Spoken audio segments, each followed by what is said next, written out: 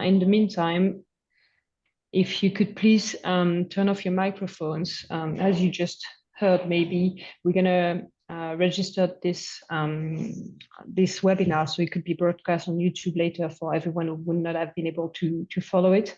There is a chat, so if you want to ask questions, please do so. Don't be shy. All the questions are very welcome. And the contest is everything we discussed tonight. The content will be sent to you by email after the webinar. Mark, if you're ready, we can launch it. So we wanted to start with this year webinar because some people are new to the Take Care of Your Trail campaign every year. Some people are not new, but also we wanted to share a bit more of skills and knowledge since the theme for this year will be definitely trail building education. So what we know is most of the trails we have right now in Europe are maintained largely by volunteers, and this volunteer work is very important, so we're trying to encourage that and also have more people engaging in it. It's also for every skills, like you don't need to have any specific knowledge, but we could share a bit of us so everybody could get a jump start in this year campaign. So to start, the reason we dig it is like it's very, very large. The first one will be definitely for advocacy for trails in everywhere in Europe. We protect the place we love to ride. We like to encourage the existing partnership, but also create new ones by digging it. That also helps to improve the image of our sport and to build a sense of community. We also, most of us need probably better trails around us, and as mountain biker, we may know a bit what we need and what the community around us is looking for. So that will be the first thing to ask is like, if you want to start a dig day, why would you start it? What is your main goal in it? And what are you looking to achieve in putting one of those events together?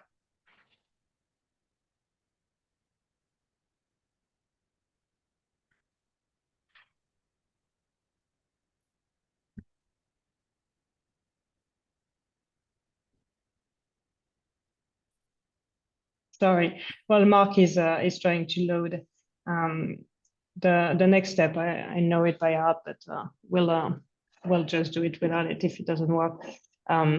So to start a dig day, one thing you will need is a structure. Are you an association? Are you a shop? Do you have a club, a local club for mountain biking? Is this a municipality? If you're an individual, it is possible to organize a dig day, but you will need, the main reason why you will need structure is for insurance reason, for safety, for your safety, for the safety of your volunteers. You will need to contract an insurance. And as an individual, it will be very hard to do. So if you are already, like a mountain biking club or a local shop, you may have insurance towards your structure. So that might help you put your plans together and get insured. If the insurance you have right now doesn't cover dig days, it's usually very easy to extend your insurance policy to 1 or several days a year where you could have more work. What you need to make sure is you cover everything in the insurance. That could be the use of tools, transportation for volunteers, maybe a mountain bike ride, for example, if you want to end up the day with a mountain bike ride. So you need to make sure with your insurance company that you have everything included in it that might happen during your event. You can even go a bit overboard, say you will use transportation, and if you don't use it in the end, you still are covered if you need to. So that's one of the points. If you don't know about insurance, we also have national members at IMBA Europe in a lot of countries. We'll send you a link with all of the members, and some of them might already have structure and insurance for you to build your dig day around. So you can start with them. Most of the time, they already done a couple of it or can maybe give you insight on how to do it. once you've done that, when you have the structure and insurance, it's very important to think about planning ahead. Before you do anything, you need to know the trails that you would like to address. Which one will benefit the most from volunteer dig day? For example, some trails, maybe you just need to be 1 or 2 person doing a few bits and bobs here and there. But if you want to organize an event, maybe there is a specific trail around your area that will benefit most. So which one will it be? Why? You need to be sure, so you can do a trail assessment. It is basically going on the trail, looking at what the works needs to be done and how you can separate those works into small groups or small parts and say, okay, if I have 5 people or if I have 50 people, you know what they're going to do and what they're going to be doing. It's very important to plan. This part is often overlooked because you know your trails, you live around there, so you think you know what to do, and then you arrive on the trail and you are with other people that doesn't have your vision, that doesn't know what to do and where to put exactly your drainage, or if they can move few rocks around or not. So it's very important that you plan ahead, that you know exactly what you are going to do or what you want to be achieving. So you can then express that plan more clearly to your volunteers.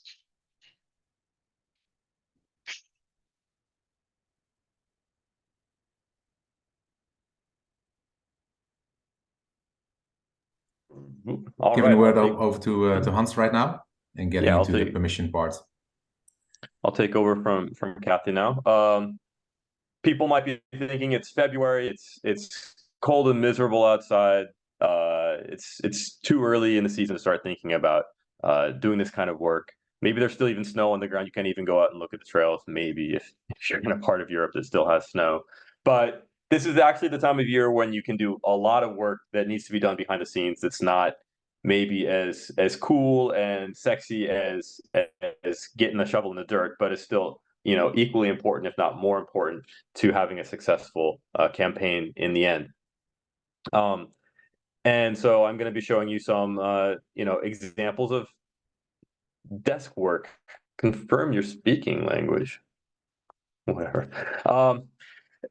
So I'll be showing you some things you can use, you know, sitting at a desk that will help you plan your dig day and get permission from landowners and build alliances with other stakeholders.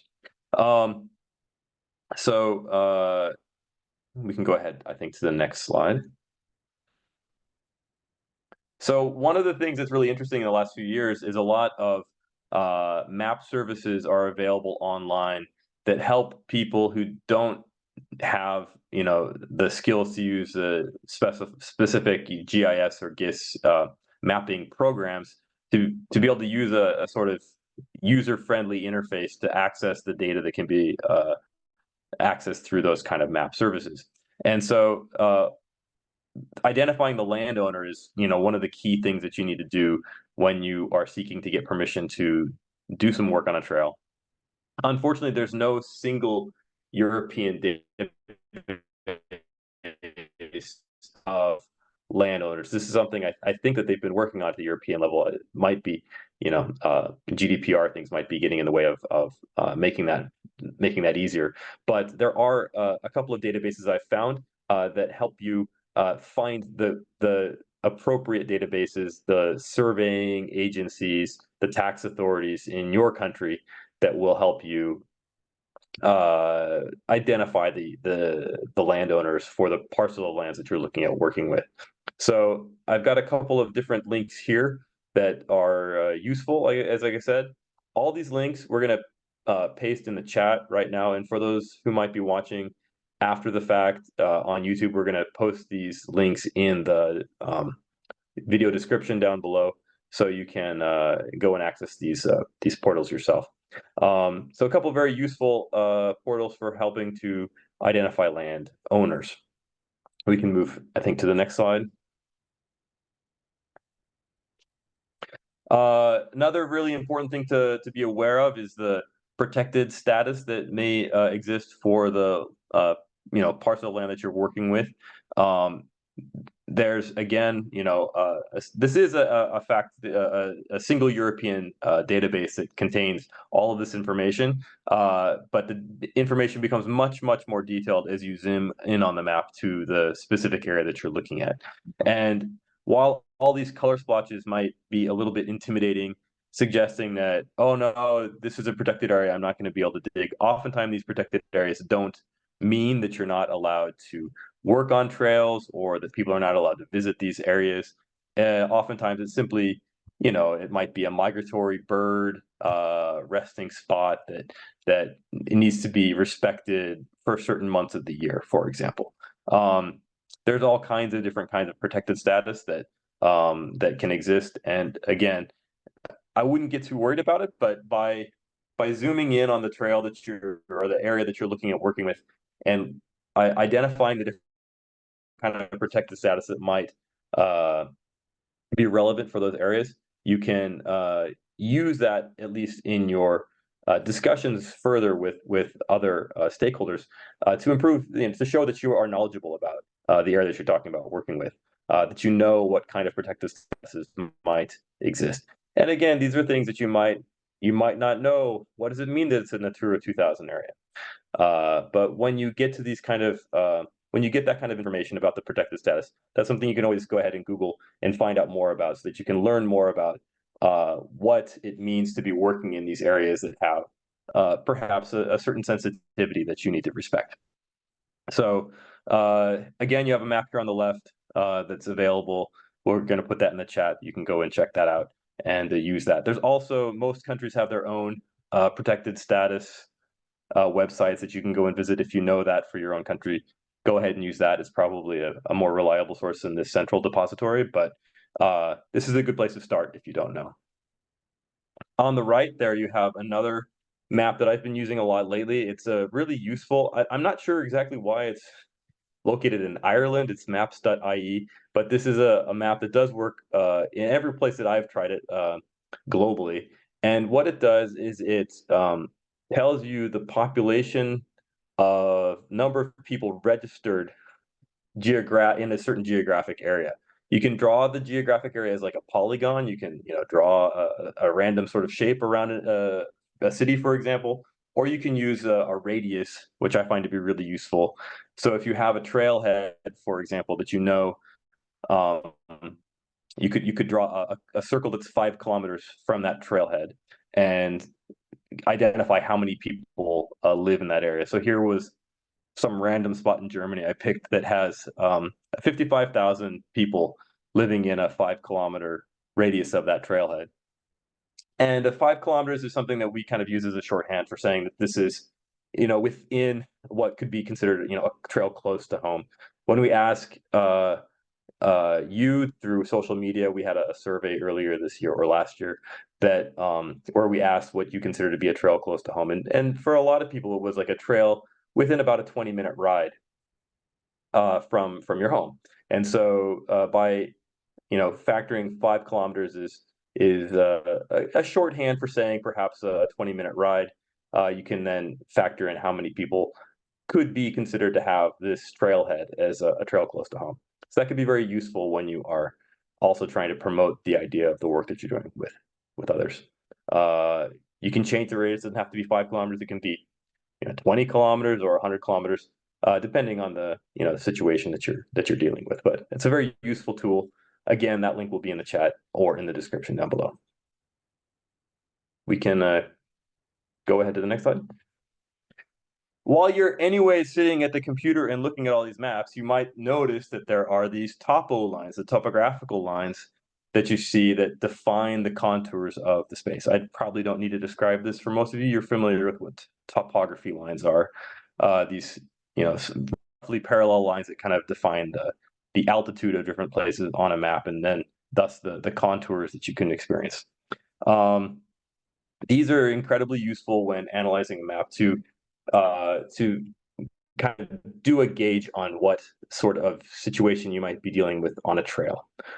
We have a trail marked out with this gray dotted line on this slope, for example, and we see that towards the top of the map where the green arrow is pointing, the contour lines, the trail crosses the contour lines at a very oblique angle. The trail is going approximately, in the alignment of the trail, of the contour lines, which means that there's probably a good opportunity for water to shed off this trail, which means that it has at least some of the criteria for being a sustainable trail.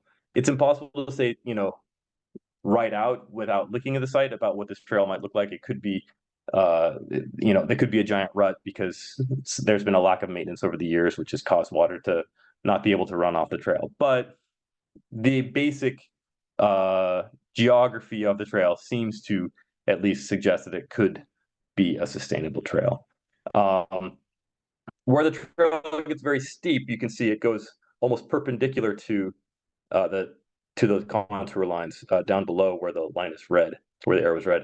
This means that the trail is incredibly steep. And while steep trails might be fun to ride, they also are very a cause of a lot of erosion, because when the trail goes in the same pitch as the hillside, it causes water to run in the trail itself and then wash out any kind of rocks that are loosened up by breaking, for example. And so this is really something you need to avoid when you're planning and building new trails, avoiding the fall line in most kinds of terrain. And this is also an indication that this is a place where your trail is probably going to be suffering from a lot of erosion. If this is an existing trail that's mapped out and is presented as this one is on this map, you can guarantee that where that red line is pointing, there's probably going to be problems with erosion. These are problems that might be very tempting to address during your dig day, but that might be unwise, just because any problem that's caused by this kind of a trail alignment is not going to be solved in a weekend's trail work with a crew with hand tools. Something like this probably is going to require a radical realignment to really kind of address the main issues that are problematic with this trail. So again, by looking at these maps, by using these maps at this time of year in February, you can perhaps prioritize certain areas where the work that you do might actually be productive and lead to a greater sustainability for the trail. So these are all things that you can do from the comfort of your desk chair or gaming chair or sofa, as the case may be. Again, we're not gonna have a link for this. Topo lines, you can usually choose a layer on the different mapping services that will show you topo lines. You're all clever people. You'll be able to figure this one out. Go ahead, Mark. Yeah. And so finally, again, this is the time of year when you can be out there trying to find allies for your trail project. Other people who might, other stakeholders who might use this trail, hiking groups, bird watchers, for example, might be interested in finding alliances, finding out who these mountain bikers are. Maybe they won't be friendly at first, but if you can show them that you all have the same interest in trying to provide a good, sustainable outdoor recreation, you can find some allies within those communities as well. It's always important to think about what goals these other communities might have and how your goals can align with theirs. You have a couple of land managers up there. They have certain goals. They have challenges that they're facing because of dealing with visitor management and trying to protect sensitive species. Find out what their priorities are. Find out what it is that they want, how your priorities or your interests kind of align with theirs, and how the work that we do as mountain bikers can support the work that the land managers find important. This is a critical way to try to gain the support of those kinds of authorities. Other outdoor organizations like the Scouts, for example, could be a great way to gain some handcraft, get a bunch of young Scouts out there to help you doing the trail work, and they'll be able to contribute to the work that you do as well. So finding allies is important. And then, of course, always thinking about who it is you're talking with. dress the part. You know, the dirty flannel might be appropriate attire for the dig day, but if you're going to go talk to you know, the vice mayor for for outdoor recreation and or parks, maybe you need to you know, dress up a bit to make that kind of meeting. This is, you know, pretty obvious, I think, for a lot of people, but still, it's important to know who you're talking to. If you're talking to a crowd of mountain bikers, the dirty flannel is almost required uniform, but not always welcome in every setting. Go ahead. And kind of along the same lines with that, make sure that when you are talking with these other stakeholders that you're communicating what your ambition level is. You know, when you talk about trail building, you know, maybe in your mind you have the idea that you're going to be building huge features down the road, but this is a much more advanced kind of level, and you don't want the stakeholders that you're talking to assume that what you're talking about is this picture to the far right, building a giant berm or something, when that maybe isn't at all what you're planning during this hopefully it's not, to be honest, what you're planning during the Take Care of Your Trails campaign. That's kind of work is, you know, this is a professional crew that's doing this kind of work in this picture. But again, it's something that you know, volunteers could do in a certain kind of capacity, but it's not necessarily what we're, you know, looking to do. And make sure that the stakeholders know that you might be out there just, you know, on the picture to the far left, just, you know, raking and picking up, you know, taking care of some vegetation. A big thing this time of year after the winter storms is the windfall, you know, moving, you know, logs, sticks, you know, different kinds of brush off of the trail that have accumulated during the winter is a major part of the work that we need to do in the spring. It's a major part of what we do with the Take Care of Your Trails campaign. So this is something you can communicate. Maybe you do get permission to build, hand build a little trail, a bench cut trail like they're doing in the middle picture. That's another option too, but make sure that the people that you're talking to understand what it is that you are attempting to do. It's not always possible to get permission to do any of these things with land managers, but you perhaps can at least, you know, as a first step, could get permission to pick up trash. That's generally something that they'll be very supportive of. So get your crew out there collecting all kinds of garbage that you might be finding in the trail. Invasive species are a huge issue as well.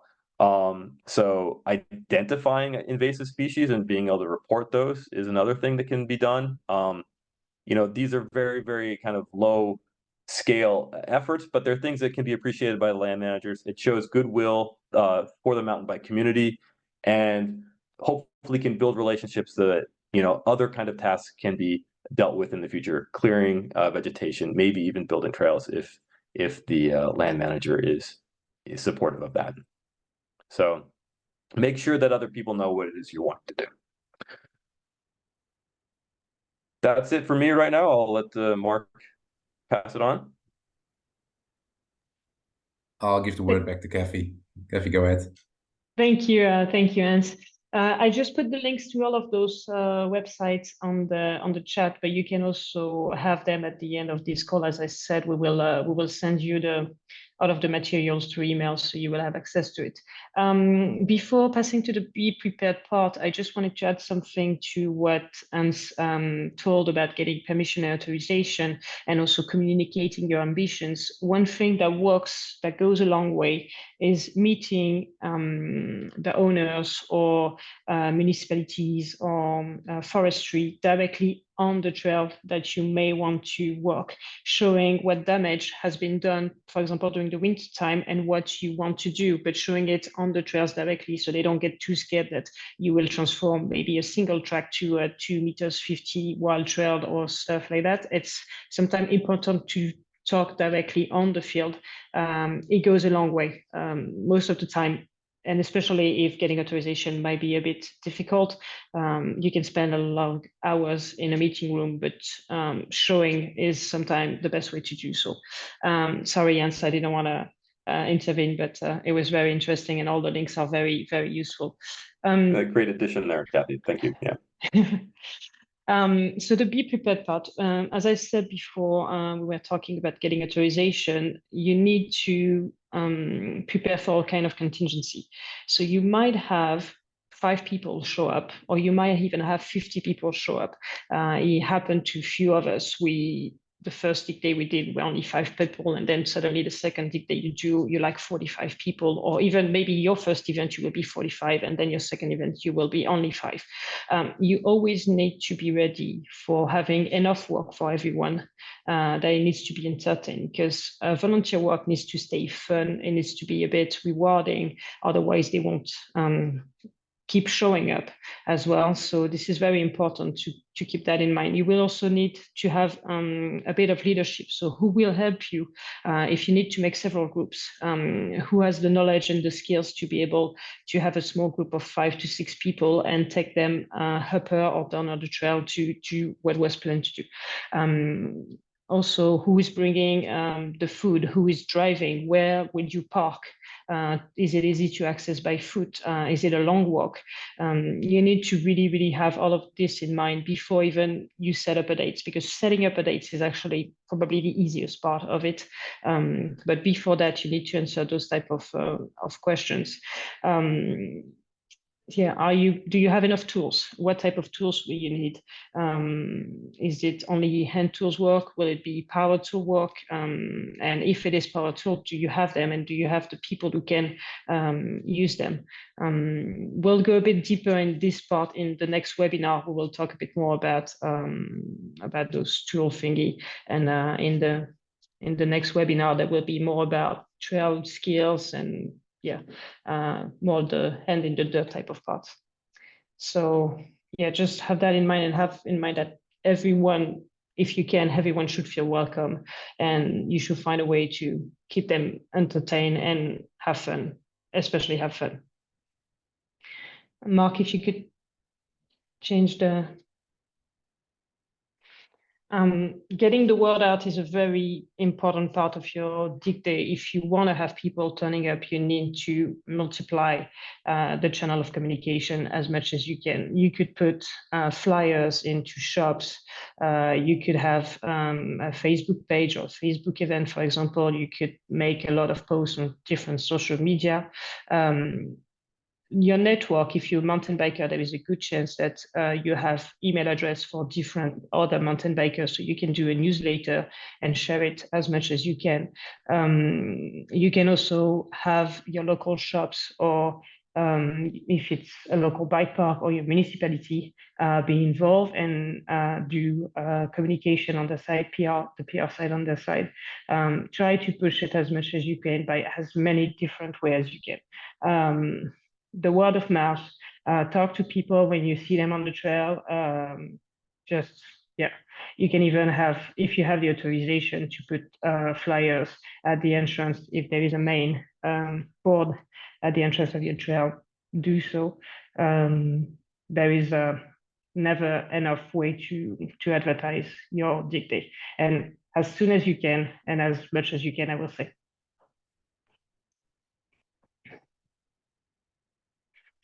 Yeah, and this last part, I told that already, but make it fun.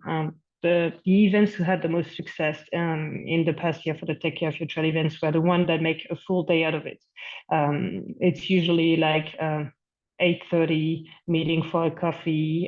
Don't forget the croissant or the breakfast, the food, a bit of food. Then you have how do I say that?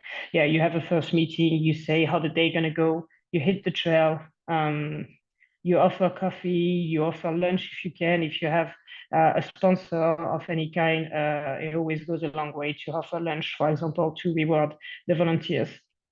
And in the afternoon, you organize a ride. And so everybody who worked on the trail can see how the trail is, or how the trail network is around it, and what may be done in the future or not. Just have fun with it. It could be a barbecue. It could be a trail ride. It could be games like I don't know, parking lot skills on mountain bikes and stuff like that. There is plenty of way to make a day fun, but you should play with it. Honestly, you should yourself have actually fun doing it. And it will come.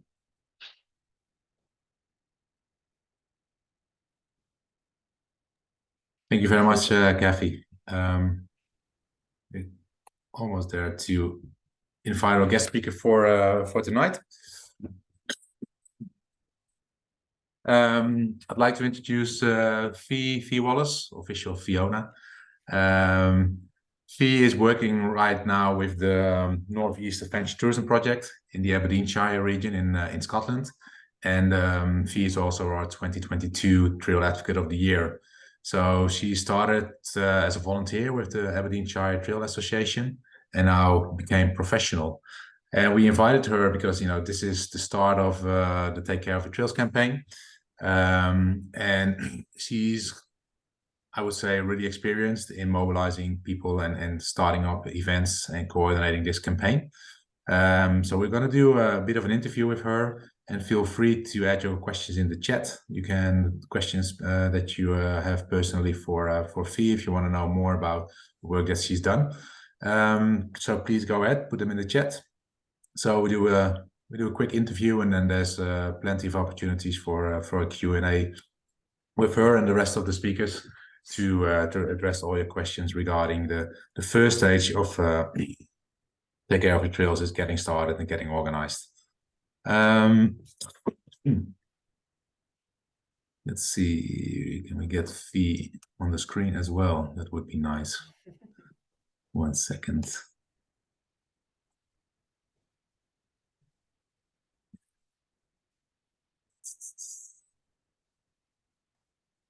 Searching for it now. 1 moment.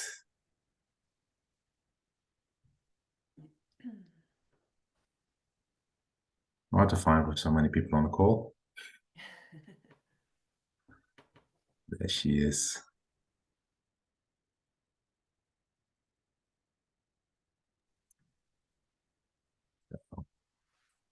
Hi, everybody. I already gave you a small introduction, Fee, but maybe good to know for everybody in this virtual room is how did you get started? Like, could you briefly describe your journey from being a volunteer and organizing a dig day for the first time to your current professional role that you acquired last year with the Northeast Adventure Tourism Project?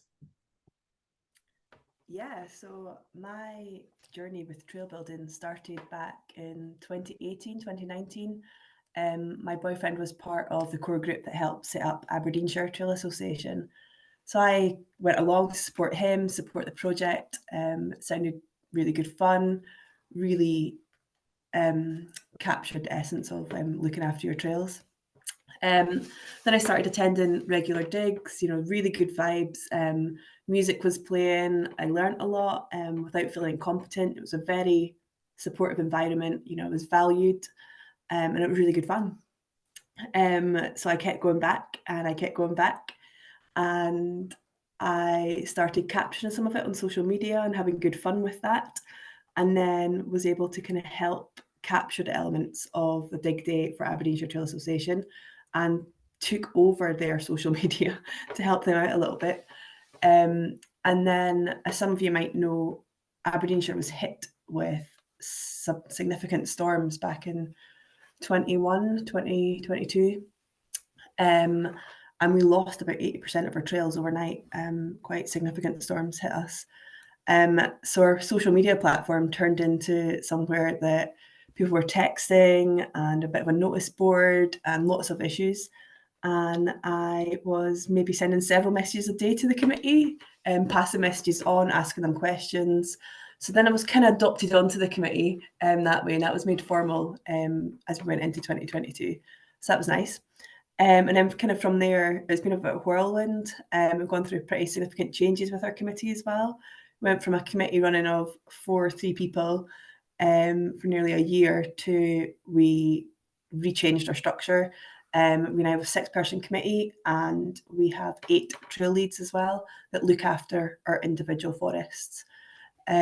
So yeah, we've gone from kind of looking after 1 trail to now we have 44 trails that we look after. So that's pretty cool. And yeah, last year, Developing Mountain Biking in Scotland advertised a job on their Northeast Adventure Tourism Project. that had a specific element of supporting the Trail Association and looking at trail development. So after 17 years in social work, I decided that, yeah, I would really like to have an opportunity to take that job, and I was very lucky to get it, and I feel very privileged that I'm now working as part of the team. So yeah, I'm now formally providing support to the Trail Association and kind of working on developing a sustainable trails plan, making sure we've kind of got the right trails in the right place that both meet the riding community's needs and also kind of work alongside forest management plans and kind of protecting the heritage features and environment features of our forests. Sounds like a really cool journey, Fee. And it's always almost a little bit jealous making, probably for people from other countries. Like it all looks like a success story, but of course it has a long history. And one of those kind of important things, and I guess especially in Scotland as well, is like, building that relationship with land managers, which is normally quite of an instrumental to gain trust and getting permission. How did you or the Trail Association succeed with that? And what kind of arguments have you used to convince land managers? Because we also know that also in Scotland, there was a bit of a reputation with unauthorized trails and illegal trail building, etc. So how did you came to that kind of point that, land managers were trusting the local volunteer group and saying, okay, yes, we give you permission to work on trails and then later on to do even bigger projects? Is there a kind of roadmap to success? Yeah, I mean, we're now into 2024, but this project, it's been built on by the people that set the Trail Association up and by each committee that kind of pushes it forward to the next little stage. And yeah, we're very lucky in Aberdeenshire that we have great working relationships with our landowners, and that's both national landowners like Forestry Land Scotland and also the private landowners on the estates. We've got great working relationships, but they've taken time to nurture to gain their trust, to get that level that there's a mutual trust and respect on both sides. So yeah, I would say that we started small. We had one trail on Forestry Land Scotland that we set out to improve ourselves on. My advice would be to kind of legitimise yourself. If you're able to kind of get a constitution that kind of outlines what it is you're aiming to do and why it is you're aiming to do that and how you're going to do that. Like Kathy and Han said, about insurance, making sure you've got permission to be there as well. Looking at getting accredited training as well, that it's up to date training, there's first aid and there's kit. That all goes to show that you're not just setting out to give it a go, that you've actually thought about that and there's a plan in place and you're going to look after the people that you're taking out and you're going to look after the asset being the trail. But yeah, keep it really simple and make it easy for the landowners, I would say. They're so busy dealing with lots of other issues on their land, whether it's forest management, tree felling, recreation for other visitors, protecting species, protecting features. Walls is quite a common thing in Scotland, historic farm walls that we need to protect. So if we can keep it really simple, that makes it a lot easier for them. And if they're not having to deal with 10 different event series, 10 different individuals, 5 different coaches coming to them saying, oh, we want to look after this trail, we want to do this, and we represent bikers. Actually, it's really simple for them if you can show that you are those coaches, the events, the riders, that you've collected yourselves together and you've got a shared purpose, then that's actually a really easy way for landowners to say, yeah, I'll deal with you. And it's a great line of communication for them. Building support from the community, that's been a huge thing. And a varied support from the community as well, so that you can kind of take a snapshot across riders and get them on board, kind of pull yourselves together. And like Hans was saying about, well, how can you help the landowners? Can you share messages about felling that's coming up? Can you help them solve problems? Access routes that are going through a protected area, can you help them by saying, yeah, we as a group can maybe reroute that people are still going to be able to ride, because that's very important, but actually it takes the pressure off a problem that they've got. But yeah, my advice would be to say start small, build the trust, and then move forward. Trail development, which we all is very exciting, is the sexy stuff. That comes much after the trail maintenance and building that mutual trust back and forward. Yeah. Clear. I guess not everything works out at once. Were there any setbacks that you've experienced, and how did you overcome them, or make sure that people stay motivated to stay on board with the association, etc.? You mentioned the storm already. I can see that's the setback that you're not in control of. But yeah, I think we've had many setbacks, but I think that's quite normal when you're taking on something so new and so big. I think my advice would be not to take them personally or to heart. Stop, have a wee think. Is there a different approach we can take? Is there something times that we just need a bit of time to let things settle again, and maybe try a different angle? Like in terms of sports, mountain biking is still quite new. It's the new kid on the block still, and we're still developing, figuring out where we fit in. Lots of folk maybe had bad experience with mountain bikers kind of using their land, and sometimes we all get tarred with the same brush. So actually, if you can show them that you're taking your time, you've set yourself up well, you've listened to the guidance, there's lots of guidance out there, you've got community backing, and then you're in a good position to kind of move forward through some of that. And yeah, you might come across some pushback from the community, riding community or builders, but honestly, I wouldn't worry too much. I would remember that you're trying to do something good, and everyone's going to have an opinion, and that's totally okay. But if you can kind of collaborate with as many people as possible, then you're going to do a good thing. There's no personal gain from looking after your trails. Yeah, there's a benefit, but it's a shared benefit, and the majority of your community, they'll see that. They'll ride it and they'll feel that. So yeah, of course, there's things like felling, climate change events that kind of disturb things, but you've always got to remember that provides a bit of opportunity. Yeah. Especially in Aberdeenshire, we've had lots of trails that we've been unable to reopen, but it's given us an opportunity about developing new trails, and trails and riding that evolves over time. So we've given landowners that bit of space to tackle the issue of felling and storms and clearing their timber, but just give yourselves time as well. I think trying to instantly deal with things or rescue trails, we've learned that sometimes time's okay. Take some of the stress out of it and actually offers a bit of space for creation, something different as well.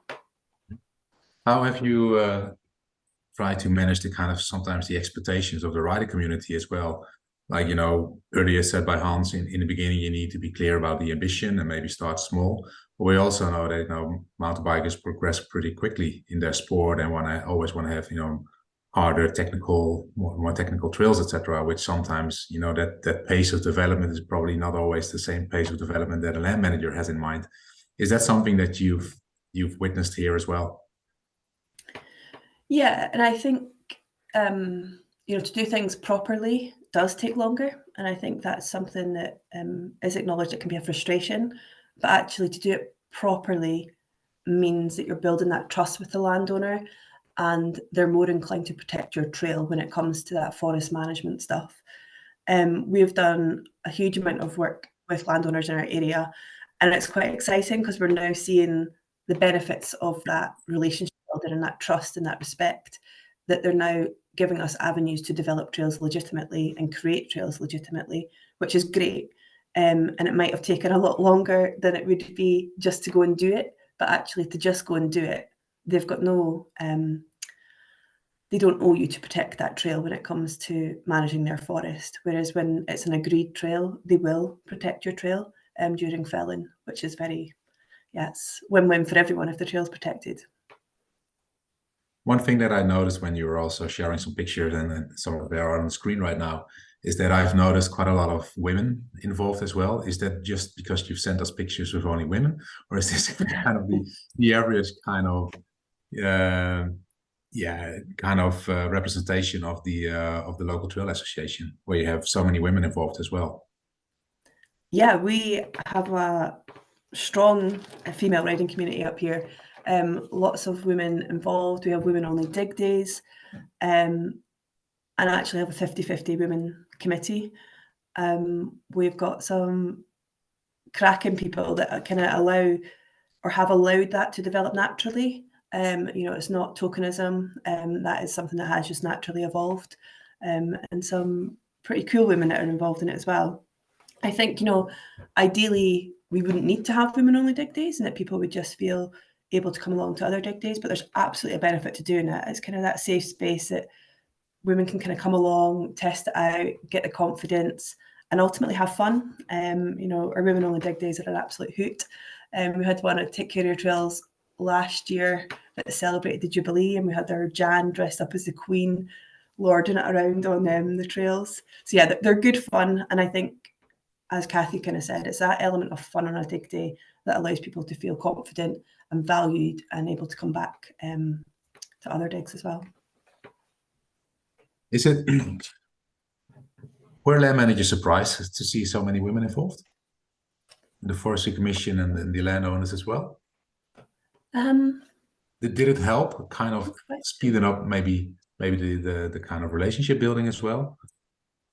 Possibly. Because I'm employed just now to kind of work with the land managers, I have really good working relationships with them all. And I, again, feel very valued there. I don't feel that, you know, my gender has any influence on what I'm able to do. I think I'm very valued for what I have achieved and what the community has achieved, and can represent that quite well. So I think that maybe we're just in a good place in Aberdeenshire that we're able to do that, but I do feel very lucky. So you said in the beginning you started small with one trail, and now you're overseeing more than, what is it, 44 trails, and also yeah, kind of, is that the way to go? Start small and to end up big? And could you give an example of the larger projects that's now taking place in the area? Yeah, so we started on one trail back in 2018, which was a purpose-built trail, and we just were looking to maintain that and kind of improve that a little bit. You know, the founding lads that set out worked really hard to demonstrate their competence, their commitment, and their capacity to kind of support that trail network. And, you know, with each dig, kind of each behind the scenes stuff, the phone calls, emails, discussion, that kind of grew. And we now have permissions, as I said, to work on 44 trails across 8 forests and areas. So Aberdeenshire is quite a large section of Scotland, and we cover kind of 8 of those areas. Some projects have been really small, just kind of maintaining trails. Might not be your big, as Han said, the big sexy projects of berms, but actually they're just really important to kind of keep those trails ticking over, allowing access to trails. We've had some huge projects like Heartbreak Ridge, pretty iconic, and Relish. We've kind of supported them or been the avenue for funds to allow bigger funding, like from din bins, bike shops, community as well, the riding community, to kind of put funds into those trails that have allowed professional contractors to come in and create the big projects. But, you know, all of the projects have taken a long time and have been built on by many people over time. You know, using the strengths that they've got, you know, professional trail designers, ecologists, coaches that have kind of all been part of that process, whether it's using their professional skills, their contacts, or rallying the community it's been built on. And the big projects take a long time, but they're built on by completing lots of smaller projects, smaller dig days where you've got the schools coming out, or you've got the community coming out and coaches coming out. That all builds on people trusting you to be able to take on the bigger projects. Yeah, good advice. One last question, and then we're going to open up for more questions. Is like, what's the secret to build up that community spirit that there currently is in the Aberdeenshire region? So how to get your volunteers excited and engaged? I think a lot of trail crews probably are familiar with, you know, people dropping out again, volunteers, etc., and that, you know, you had a perfectly successful dig day, and then in about 2 years there's no appetite anymore, or you see a drop of number of volunteers. How have you managed this so far? So you said the first trail was 2018, so you're about 6 years on the way. It still looks all like a vibrant community. What's the secret about it? Yeah, I mean, there's a lot that's going on in Aberdeenshire, don't get me wrong, we're not yeah, we also have dips as well, and that's absolutely fine. You know, there's lots of stuff going on in Aberdeenshire for people to get involved in. And I think, you know, the key is consistency and good vibes. You know, open it up, allow people to come and get involved and be part of it at kind of any level that they want to. Ask questions. And I appreciate some of the development stuff can't be shared at full level, but if you're able to say a little bit, it kind of allows people to build that excitement. Allow people to kind of come involved, teach them, but allow them to make mistakes as well. Trail days don't have to be perfect, and a trail's not going to make or break by having a trail day. And it's much better that somebody comes back with their friends and their kids because they've had fun. It's felt purposeful, it's felt meaningful, and they've had a right good laugh, than it is for them to be told over and over again, no, that's not right, do that differently, that's not what I want, we need to do this. There's a limit on that, building huge jumps on a dig day. There's a management, that kind of bit, but actually it's much better that people have a good time and come back than it is to have a perfect dig. We don't take ourselves too seriously on a dig day. There's lots of hard work that goes on kind of behind the scenes, the non-sexy stuff, so that come dig day we can have fun. We can get dirty, we can harness that community spirit. We've kind of seen a big increase in the last year or so in the bike shops and coaches and groups getting involved, which is great. People that are using those trails regularly, kind of influencers or people that are coaching and guiding on their trails and wanting to look after the trails that they're benefiting off. So yeah, they're kind of looking to get involved, and we're totally here for that. That kind of collaborating, supporting dig days, whether it's putting on the food and drinks, providing some sort of swag, t-shirts. We've managed to pick up some brands that are able to give some t-shirts for dig days, which is great. And we love that team up, and I think people love that team up as well, and that kind of feeling part of something bigger, and putting on a kind of banging dig day filled with ideas and passion from everyone. It's really something special, and it's a good one. Yeah. But the secret is also to look outside your own little bubble and try to involve as many other kind of people as well. I was just wondering, and one of the other questions I know that Developing Mountain Biking in Scotland has been organising volunteer courses right now. Is that also a way to keep volunteers engaged, because they get more skilled in what they do and make it maybe even more fun, get a bit more responsibility? Is that something that helps as well to keep people engaged? Yeah, so we've got quite a lot of our trailies trained up through the dirt course, and that kind of allows them to kind of take people out on the trails and kind of have that sense of pride and ownership over their forest. And we see that regularly kind of being refreshed just as people, life happens and people move on. You kind of see the next kind of wave of people coming through and just supporting and nourishing that passion that they have, and allowing them to be part of it and not kind of keeping it closed, actually just opening it up if people are showing an interest. Great, how can we support you? Great. I was already looking at the chat and I see mainly comments instead of questions. I'll stop here and people can raise hands in the chat as well if they got questions. 1 sec. So thank you for a compelling story, Fee. All right. Let's see. I can answer the Natura 2000 question if you want me to, Mark. I think I have some element of answers for that one. I'm sorry, I don't see Bjeran, I think. Sorry if I misspell your name.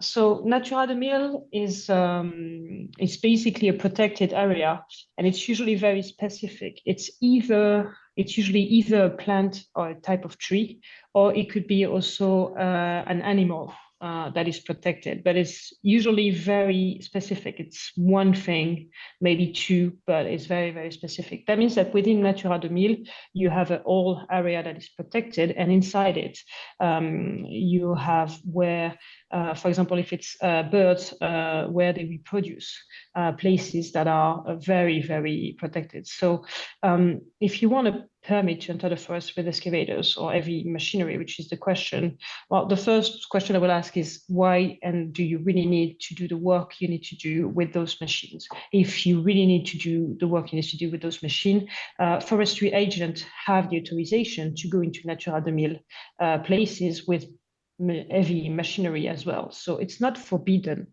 But I will advise you to be as knowledgeable as you can before you ask for permission.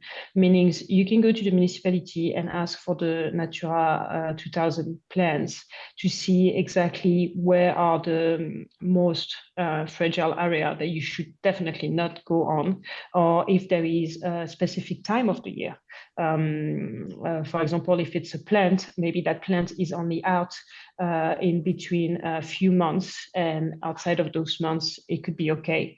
Or maybe that plant is only in those areas, and you can definitely not have heavy machinery there, or even a trail there.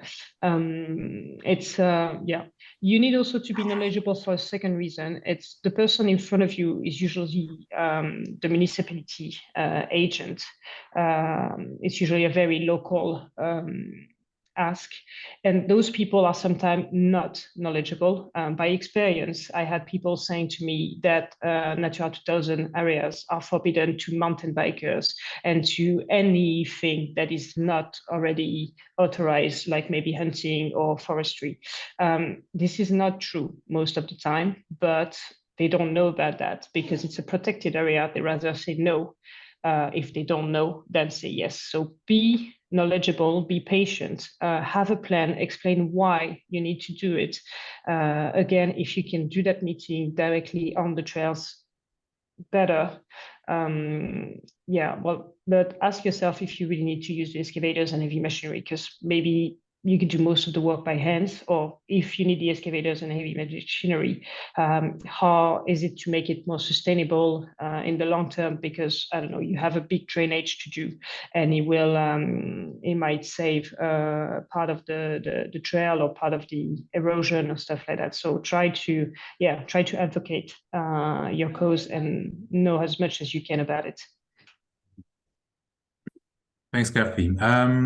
There's a question in the chat from Yaroslav for Fee, how the Trail Advocate of the Year award, whether it has given you more visibility towards this work you are doing right now.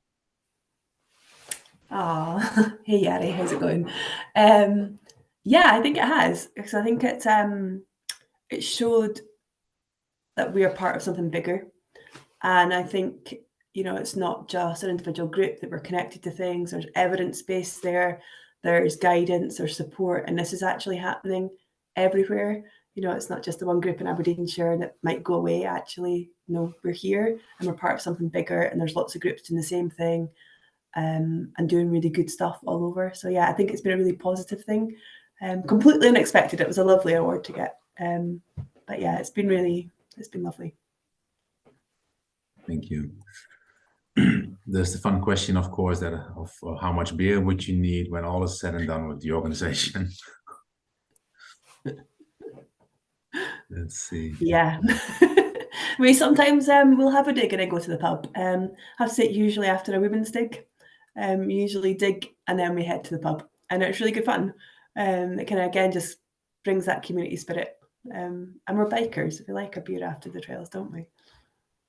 Yes, indeed. We're already 1 hour ahead. Mark, if I may, there is one question that hasn't been asked, but that might happen to you.